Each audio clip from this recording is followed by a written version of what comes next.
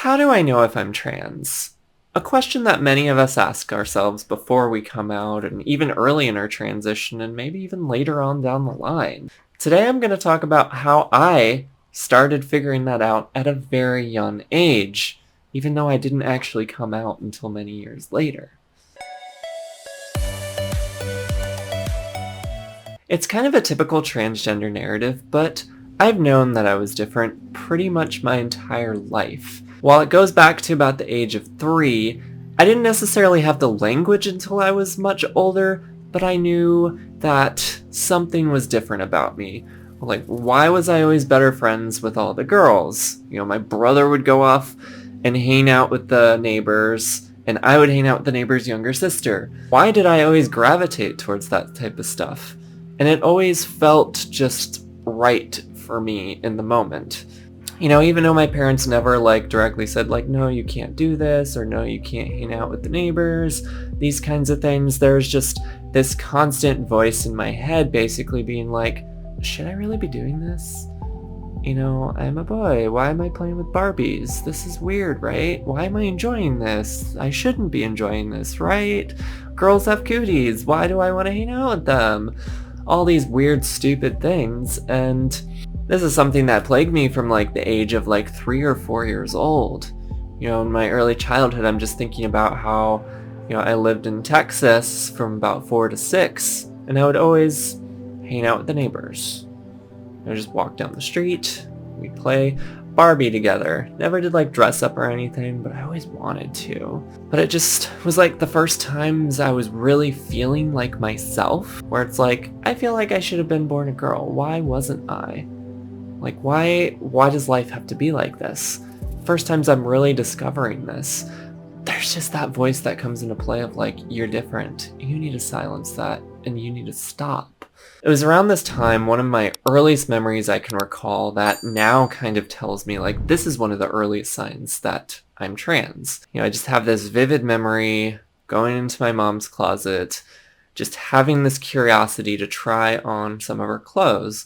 And the thing I gravitate towards is this blue jacket. It's just this blue puffy jacket. It's not even something that's necessarily super feminine. It's just I know it's my mom's, so therefore it's women's clothes, and therefore I want to try it on. But that feeling of it feeling right only lasted for probably 20-30 seconds. Obviously the details are gray and fuzzy. I can't remember exactly. But I truly believe there are very specific reasons as to why I remember this particular memory from my childhood, why I specifically remember hanging out with the neighbors and playing with them and their Barbies. I feel like there are reasons why I remember these, because it's so formative into my experience of really starting to figure out that hey, I'm actually a girl, but I don't have the language for this. This is the early 90s.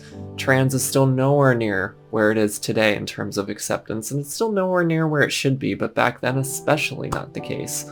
I didn't even know how to talk about this stuff. It's I was afraid maybe the world will think I'm gay or something like that, even though I didn't really even have the language for that either.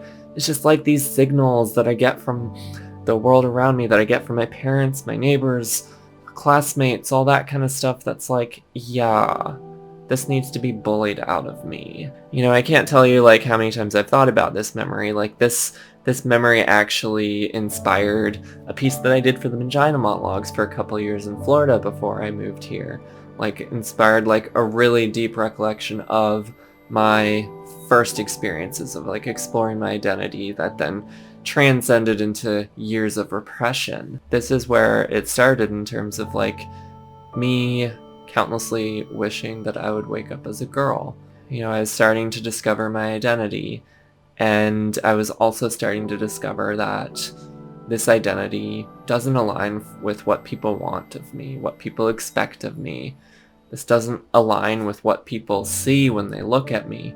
It aligns with all that's wrong in the world. This is something I really started picking up on once I started going to elementary school, and people being bullied for being too girly and emotional. And that's something that happened a lot for me in those elementary years. You know, I feel prior to that, when I was 3, 4, 5 years old, up till I was about 6, I feel it was almost acceptable back then for me to like explore these things, because it's like, oh, I'm just like a really young kid who doesn't know better and I'm just like messing around. It's not serious or anything like that. Once I started going to like elementary school, started growing up a little bit more year by year, gradually became less and less okay. I know it's weird. Like looking back on it, it's this experience that was so innocent. I wasn't like berated for exploring these things. Surprisingly, shockingly, my parents did not do any of that. And thinking back, I'm grateful for that, but it's like still those messages of shame and guilt for being ourselves still made their way to me, even though they didn't really come from my parents. At least not directly. Whew. Yeah. I really started first figuring out that I was trans when I was about 3 years old. Didn't have the language for it until much later, but that's when I first started figuring out, like, hey, I'm different. Hey, I'm actually a girl. I was born in the wrong body. I was starting to explore that, and then it eventually got squashed away for quite some time. And I can feel myself getting emotional as I talk about it, that there's just a lot coming up as I speak about this. You know, I kind of wanted to just share my experiences of figuring out who I am and kind of that roller coaster of, you know, exploring and then repressing and exploring and repressing and then finally feeling safe enough to really go for it, and kind of that roller coaster of acceptance and rejection that we get from different people in our lives, with the hopes that this can be helpful for somebody who can relate to these experiences, who maybe is going through some of these same experiences. Maybe provide an understanding for people of like, oh yeah, now this stuff from my childhood or this stuff from my teenage years makes sense. And I hinted a little bit about my elementary school years, and that's what's coming next. So, hooray! Let me know what you think down in the comments below. What can you relate to from my experiences? What are some of your earliest memories that maybe you didn't have the language to be like, hey, I'm trans, but what are some of your earliest memories that told you that maybe you're just different in terms of your gender? Different than what other people wanted of you. Thank you so much for watching. As always, Tipsy and I love you so very much, and hope that you're staying safe and healthy during this tough time. Please remember to give this a thumbs up, subscribe, and hit that notification bell if you have not done so already. Bye for now.